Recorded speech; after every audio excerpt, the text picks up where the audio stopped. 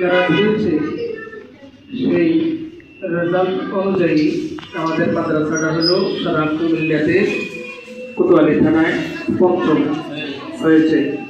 এই জন্য আল্লাহ তাআলার কাছে আমরা শুকরিয়া করছি। আমরা প্রথম বছর এই বৃত্তি দেওয়া হয়েছে আমাদের এই মাদ্রাসা থেকে। তার মধ্যে ৩০ জন ছাত্র আমরা পরীক্ষায় অংশগ্রহণ করেছিলাম। এর মধ্যে 12 জনই বৃত্তি পেয়েছে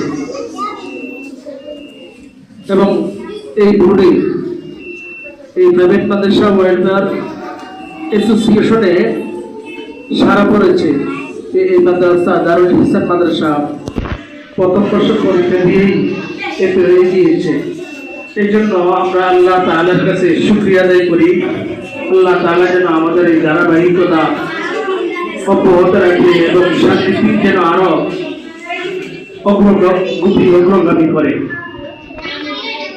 এই বাচ্চারা এই বছর বৃত্তি পায় নাই, ইনশাআল্লাহ আগামীতে পাবে। আমরা যারা এই বছর 25 সালে কম করেছি, 26 সালে এসে আমরা আরো বেশি করব। সামান্য 1 নাম্বার 2 নাম্বার বা 3 নাম্বারের জন্য আমরা বৃত্তি পাই নাই। কেউ আছে এমনও আছে 2 নাম্বার 3 নাম্বারের জন্য ট্যালেন্ট স্কুল পাই নাই। আমাদের 12 জনের ভিতরে 5 জনই হলো ট্যালেন্ট স্কুল বৃত্তি পেয়েছে, আর বাকি 7 জন জেনারেল বৃত্তি পেয়েছে। এই কারণে আমরা গত বছর আমরা পরীক্ষা দিয়েছিলাম, আমাদের দিকে এই অনুভূতিতে আসছে আমরা আরো একটু পড়লে যেন আমরা বৃত্তিতে পেয়ে যাই। এই জন্য গত বছরের তুলনায় আমরা এবছর আরো একটু বেশি করব। আমাদের শিক্ষক শিক্ষিকাদের পক্ষ থেকে যারা গত বছর এই বৃত্তির দায়িত্বে ছিলাম, আমরা চেষ্টা করেছি আমাদের বাচ্চারা যেন শতভাগ বৃত্তি পায়। এই বছর আরো একটু চেষ্টা করব যেন আমাদের 26 সালে যারা পরীক্ষার্থী রয়েছে প্রথম শ্রেণী, দ্বিতীয় শ্রেণী, তৃতীয় শ্রেণী, চতুর্থ শ্রেণী, পঞ্চম শ্রেণী যতগুলো বাচ্চা বৃত্তিতে অংশগ্রহণ করবে, একজন বাচ্চাও যেন বৃত্তি পাওয়ার বাহিরে না যায়।